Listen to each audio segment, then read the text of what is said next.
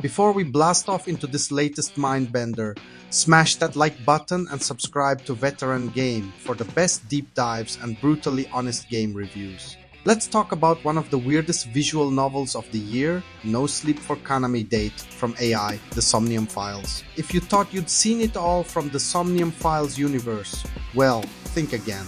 No Sleep For Kaname Date takes everything you loved, or maybe just found totally bonkers, about the first two games and tosses them in a UFO, sprinkles in some Zero Escape nostalgia, and says, "Figure it out!" Welcome back, Date. You're about to lose even more sleep. Here's the deal, this isn't a prequel, it's not a sequel, it's what I'd call a midquel. Set somewhere between the first two games, it brings back fan favorites like Kaname Date, Aiba, and Iris Sagan. This time, Iris gets snatched by a UFO and forced into life-or-death escape room puzzles, while Date runs around investigating her disappearance, chasing conspiracy theories, and being his usual ridiculous self. Let's get the obvious out of the way. No Sleep For Kaname Date is not the game for newcomers. This is deep cut for the fans, inside jokes everywhere territory. The cast assumes you know who's who, what's what, and why Date is both a genius detective and a certified disaster of a human being. If you haven't played the original games, do yourself a favor and start there, because this one will make zero sense as your entry point.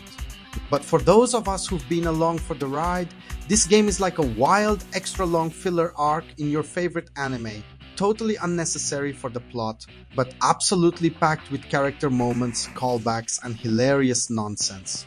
There's even a generous helping of Zero Escape references, right down to escape rooms that practically scream "seek a way out."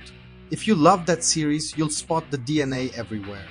Gameplay-wise, there's a split. Date segments are classic SOMNIUM Files fare, exploring crime scenes, diving into people's minds, solving mental locks with Aiba, and bouncing between dead serious detective work and some truly unhinged banter.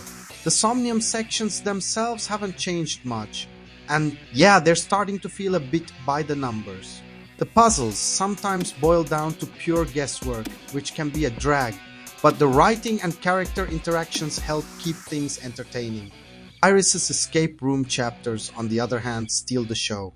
They're challenging, intense, and actually make you use your brain, a welcome shot in the arm for the formula.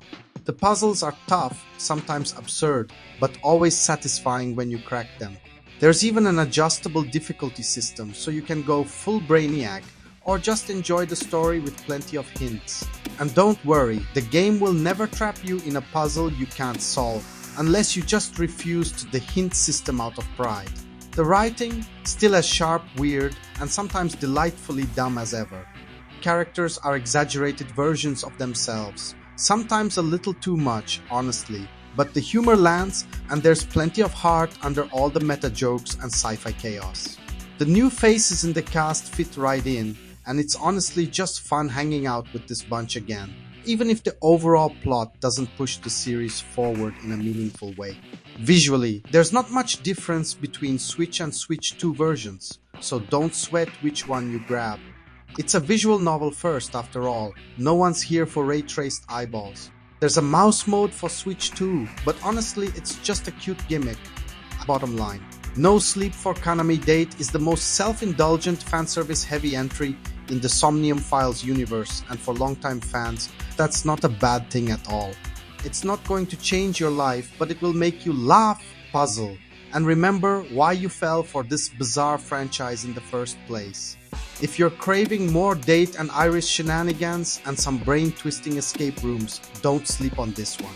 What's your wildest escape room solution?